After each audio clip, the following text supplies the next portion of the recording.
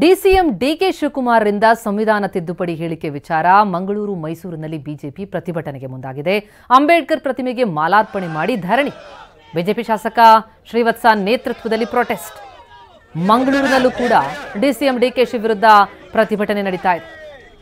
ಡಿಕೆಶಿಯ ಸಂವಿಧಾನ ತಿದ್ದುಪಡಿ ಹೇಳಿಕೆಯನ್ನು ಖಂಡಿಸಿ ಧರಣಿಗೆ ಮುಂದಾಗಿದೆ.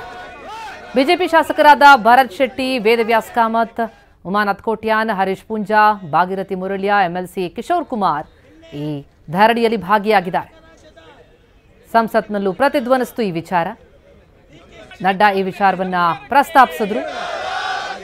ಆಗ್ತಾ ಇದ್ದಂತೆ ಇತ್ತ ರಾಜ್ಯದಲ್ಲಿ ರಾಜ್ಯ ಬಿಜೆಪಿ ನಾಯಕರು ಡಿಕೆಶಿ ವಿರುದ್ಧ ಸಮರ ಸಾರಿದ್ದಾರೆ. ಸಂವಿಧಾನ ಬದಲಾಯಿಸ್ತೀವಿ ಅಂತಿದ್ದಾರೆ ಡಿಕೆ ಶಿವಕುಮಾರ್ ಅಂತ ಡಿಸಿಎಂ ವಿರುದ್ಧ ವಾಗ್ದಾಳಿಗೆ ಮುಂದಾಗಿದ್ದಾರೆ.